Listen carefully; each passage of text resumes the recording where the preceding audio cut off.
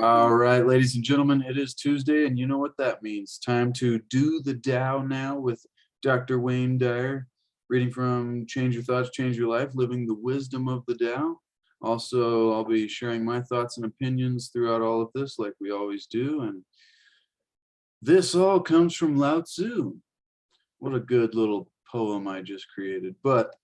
So today's verse, or chapter rather, is titled by Dr. Wayne Dyer, Living Without Striving. Now, isn't that a concept, ladies and gentlemen? This is the 20th verse of the Tao Te Ching, and it's quite a long one, the longest one yet. I'm not sure if it is the longest one in the entirety of the Tao Te Ching. I believe there's a total of 88 verses, but let's just go ahead and get right into this, shall we, ladies and gentlemen? All righty. The 20th verse of the Tao Te Ching. Give up learning, and you will be free from all your cares. What is the difference between yes and no? What is the difference between good and evil? Must I fear what others fear? Should I fear desolation where there is abundance? Should I fear darkness when that light is shining everywhere? In spring, some go to the park and climb the terrace, but I alone am drifting, not knowing where I am. Like a newborn babe before it learns to smile, I am alone, without a place to go. Most people have too much. I alone seem to be missing something. Mine is indeed the mind of an ignoramus, but in its unadulterated simplicity. I am but a guest in this world. While others rush about to get things done, I accept what is offered. I alone seem foolish, earning little and spending less. Other people strive for fame. I avoid the limelight, preferring to be left alone. Indeed, I seem like an idiot. No mind, no worries. I drift like a wave on the ocean. I blow as aimless as the wind. All men settle down in their groves. I am stubborn and remain outside. But wherein I am most different from others is in knowing to take sustenance from the Great Mother. Boom. Not kidding, we're going to keep going. But that was amazing, ladies and gentlemen. All of these are amazing. That one is seems like a more modern poet would have written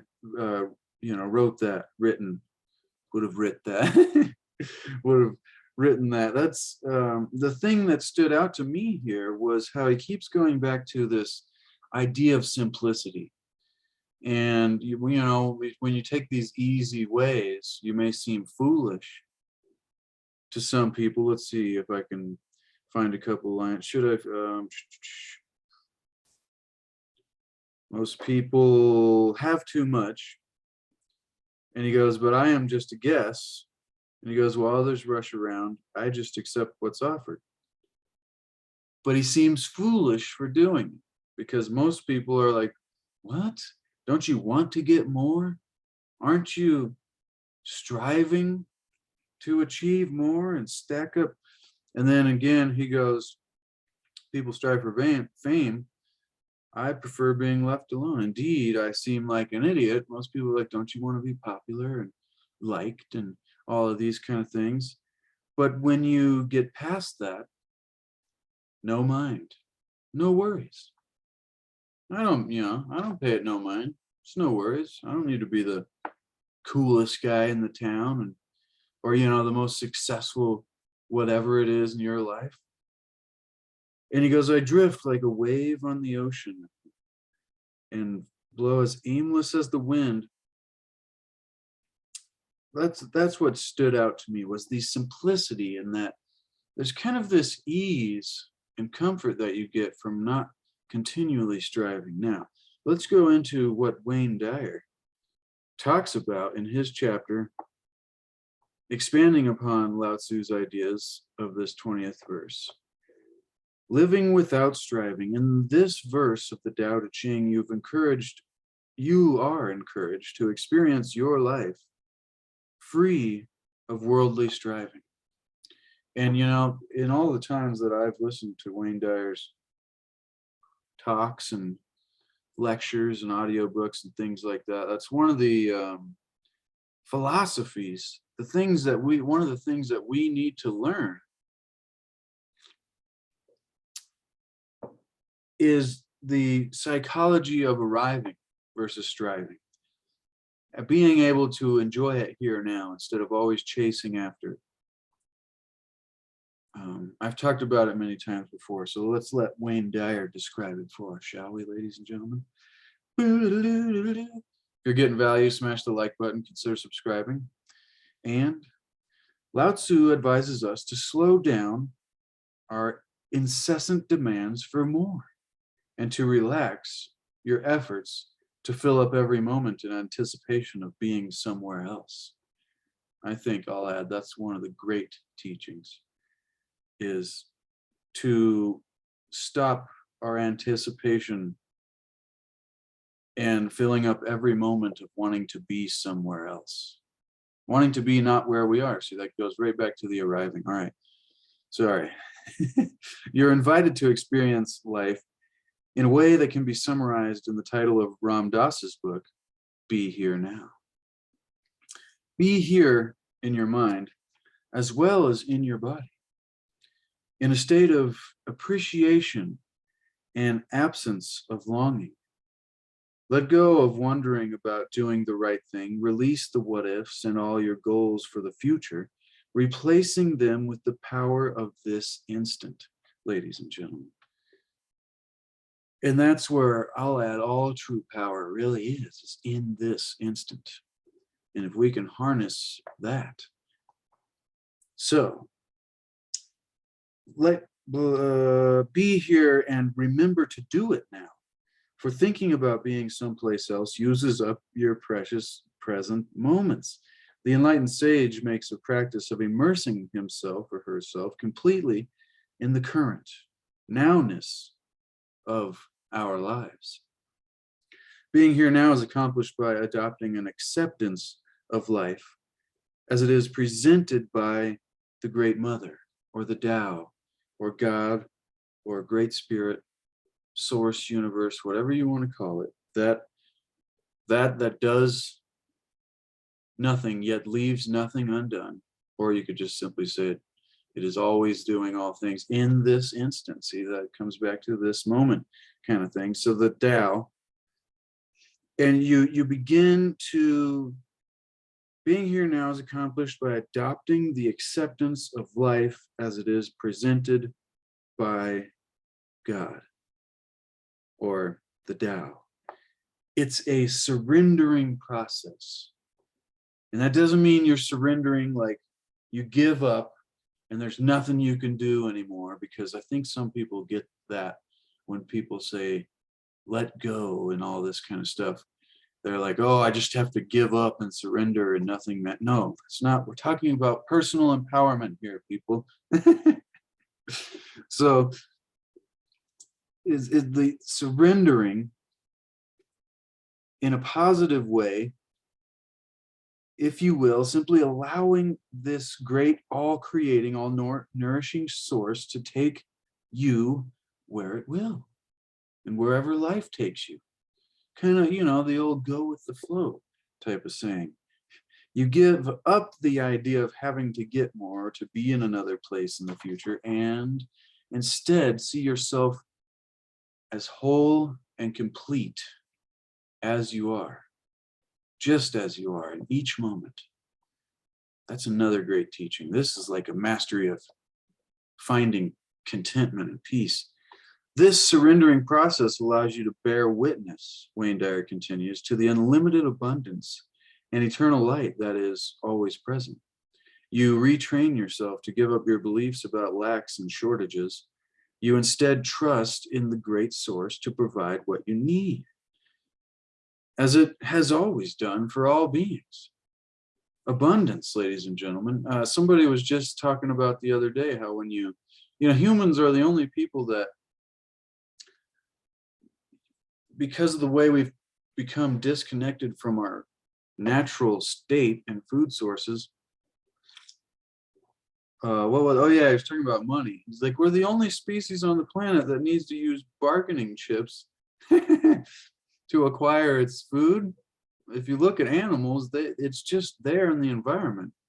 I mean, I'm not saying that animals don't starve, but I hope you know what I mean, ladies and gentlemen. It was a fascinating point because when you look at nature, it's almost like what he was just saying there, that we instead trust in the great source to provide what we need.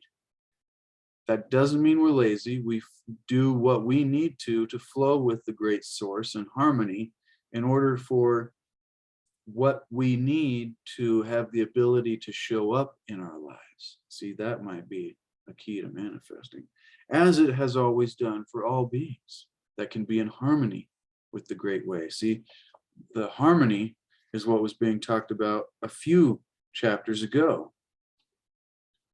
And anyways, Lao-tzu emphasizes that this wasn't a socially accepted standard even 2,500 years ago when Lao-tzu came up with this. As he refers to himself as an outsider who is unlike most people, striving for satisfaction obviously was viewed at the time as a proper role in life, which I would say, like I said, that seemed like a modern poet wrote that because it fits right in with how things are today and how people are constantly striving. So, Wayne Dyer continues, striving for satisfaction was viewed at the time as a proper role in life, just as it is today. The narrator of this verse admits that he is drifting, not knowing where he is, yet his tone is ironic, as if saying, no one really knows where they are in this endless universe with no beginning and no ending, so why not admit it and allow yourself to be moved by the Tao that brought you here from nowhere. What a brilliant little dialogue right there. You're being encouraged, Wayne Dyer continues, to simplify your life, ladies and gentlemen, by not seeking another thing, making happiness the way instead of the goal, right? And if we can get to that point, then the goal almost becomes irrelevant because it was the goal the whole way to wherever we're going. And then you just begin flowing and we allow ourselves to be moved by the Tao. You're being encouraged to simplify your life by not seeking another thing. Yes, others might judge you as unmotivated and call you an ignoramus. If somebody calls you an ignoramus, please tell other people about that, because I don't know if anybody uses the term ignoramus. I keep losing my spot here, but your reward will be the strong sense of inner peace that comes from a direct knowing that you're here as a guest who's always being provided for. Yes, you may seem to be missing something, but the something is really only an illusion. You're no longer living inside of yourself with a desire to be someone else or to gain something that seems to be omnipresent in all of those around you. You've traded in striving for arriving. I'm glad he's hitting on it because it's one of my favorite philosophies of his. I accept what is offered, says Lao-tzu, the narrator of the provocative verse in the Tao Te Ching. He continues to express that this may seem foolish, perhaps echoing your thoughts as you contemplate letting go of striving. Lao-tzu is telling you to change how you see what's here, now, in your life, for then it will become exactly what you need in order to be happy. That's a good one. Lao-tzu is telling us to change how we see what's here now in our lives, for then it will become exactly what you need in order to be happy. In other words, you can change how you look at striving and have contentment without anxiety and fear. Change your thoughts, change your life, ladies and gentlemen. If that's not powerful, I don't know what is. I also have this linked in the description if you want to get the physical copy and have it for reference for yourself, because I think it's a great one to have on the shelf. I'm rhyming good today. All right. Trading and striving for arriving. So when you live by the tenets explained in this verse, you begin to have a worry-free existence. Imagine that. No concerns or fears. I mean, we're talking philosophy here again, ladies and gentlemen. So don't be sitting over there like a worry-free existence. That can't happen. Like, it's the overarching idea that will help us, try to at least get close to these ideas. Imagine that, a worry-free existence, no concerns or fears, only a sense of being connected. See, that's connected to the source of all, knowing that all will be handled for you by the same force that's always handling everything. Lao-tzu is teaching you to free your mind from its persistent nagging. The world and everything in it are already taken care of by the Tao. It has always done so and always will. I almost feel like I read that twice, but those are good sentiments. Your mind continually urges you to strive in spite of all the providing perfection of the Tao. It prompts you to pursue fame, to look for a groove and purpose. Lao-tzu encourages you to do precisely the opposite. And I'll add right here about purpose is that sometimes we're seeking so much to figure, because I got into this, when you start learning about this kind of stuff, there's a lot of people that, get into like, what's my life purpose, or my destiny, and what am I supposed to do here? And all the deeper questions that we ask once we become slightly awakened in our own different ways. But I think one of the great things to remember that comes from this Tao kind of philosophy is that remember that even though we may have goals and, want to achieve things, that we are whole and complete in each moment, wherever we are. So it's like, I thought of the funny way of saying it, like, what if you completed your life's purpose when you were 3 years old? And ever since then, it's just been bonus time. You'd be like, well, really? You'd be like, that's it? You'd be like, yeah, it was a great purpose. You like saved the universe accidentally, by talking to another child in school and saying the right sentence unknowingly. And that was it. Your life purpose was fulfilled, destiny complete for this lifetime. You got recess for the rest of your life. But so that's another way, before we get caught into what's our life purpose too much. That's fine to try to find it in order to connect with it and then, blossom the flower. But just be careful and remember that you're whole and complete in each moment of the journey along the way. Happiness is the way, not the destination. All right.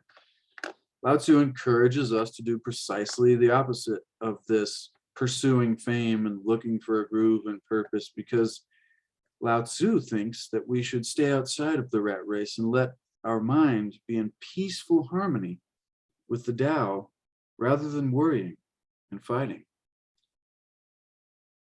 The concluding line of this passage of the Tao Te Ching says it all, instructing you to change how you look at your life by knowing to take sustenance from the Great Mother, as the line put it in the Tao. The following are suggestions coming from Lao-tzu to you in the 20th verse of the Tao, in the form of Wayne Dyer's thoughts and me reading it to you now. Number 1, practice letting go of thoughts about what's not here now.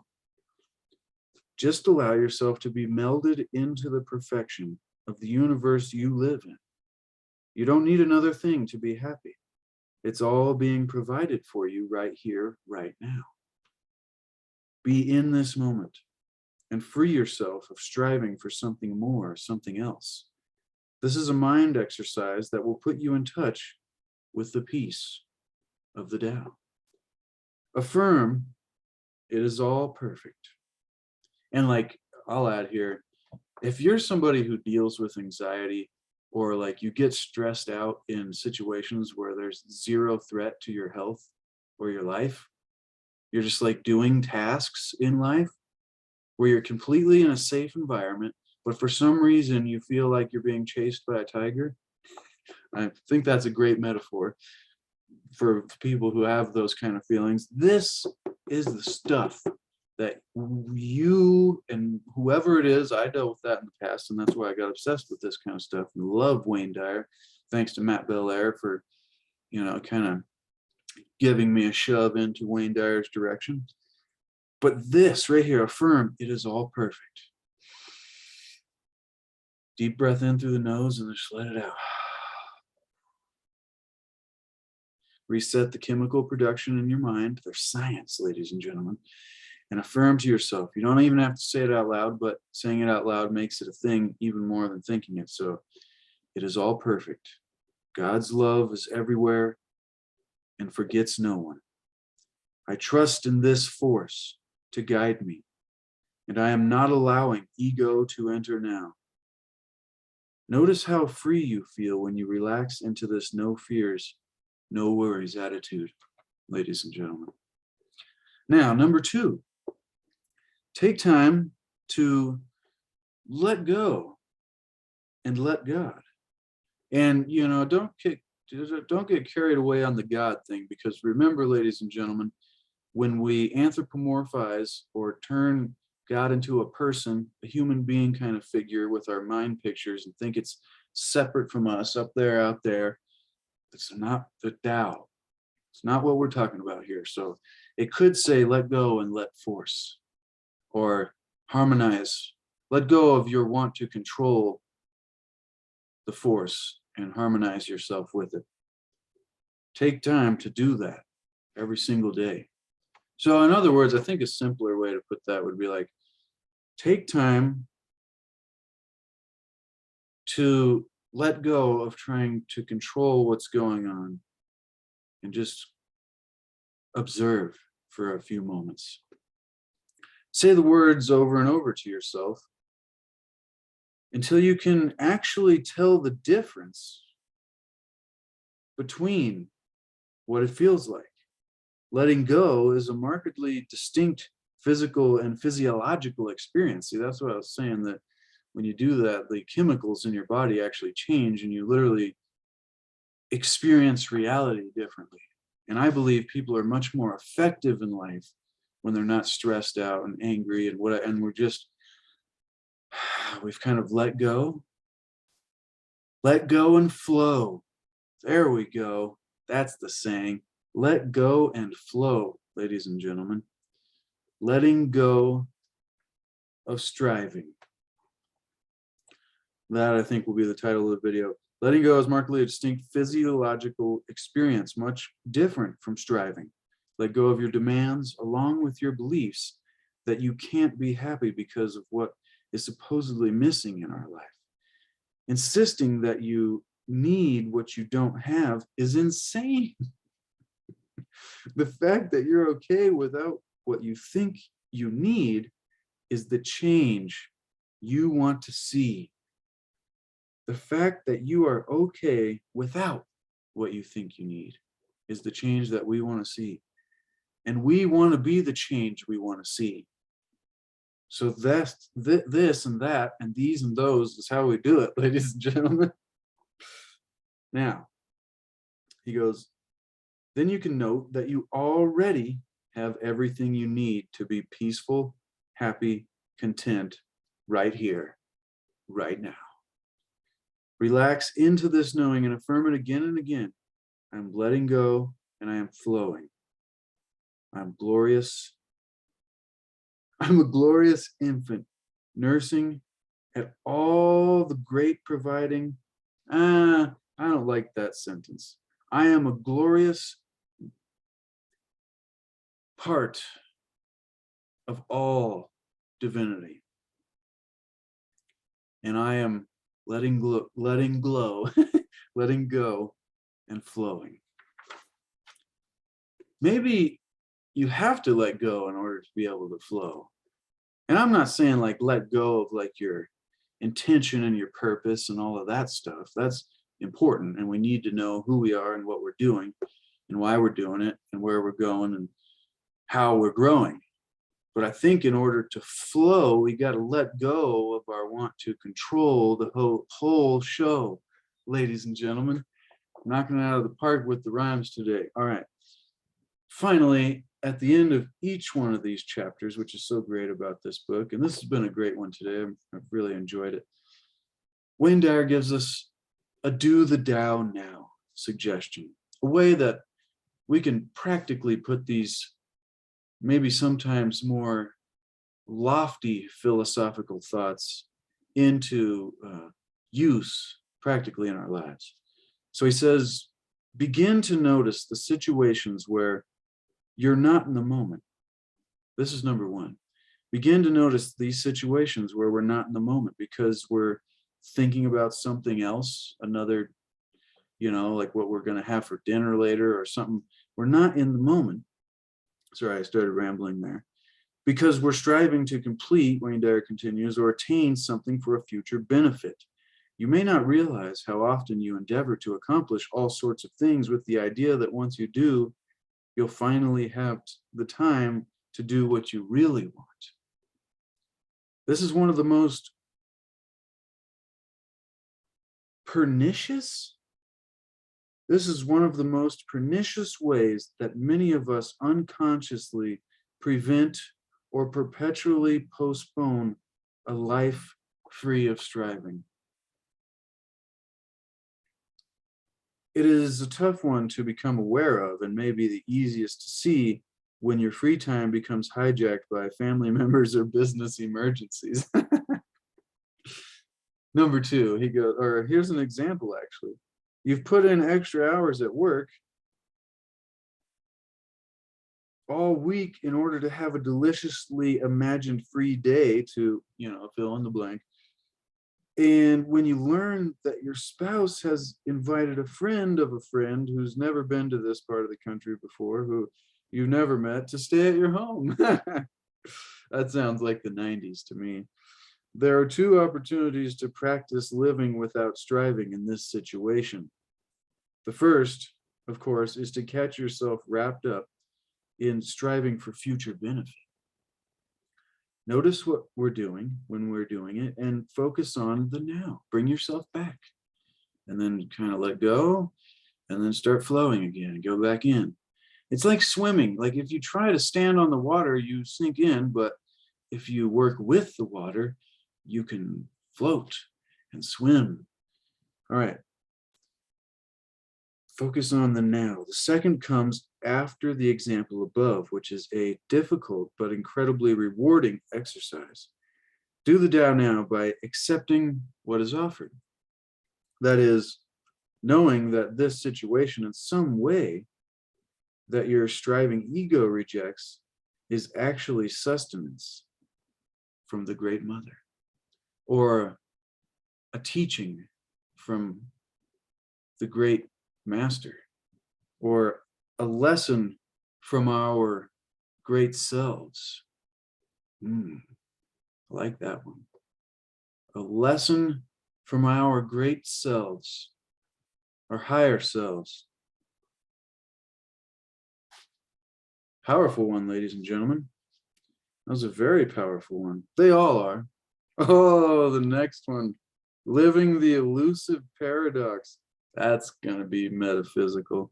This one was really good for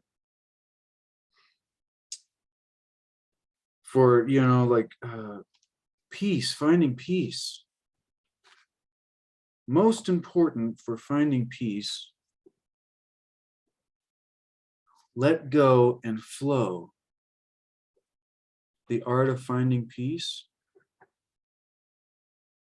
Living Without Striving. All right, ladies and gentlemen, I'm just thinking of movies, video titles now, but if you got value, smash the like button, consider subscribing. I really appreciate everybody that takes time to watch these and share time with me. I hope I really give value, because I think these are important lessons that can change your entire life by us changing our thoughts and living the wisdom of the Tao.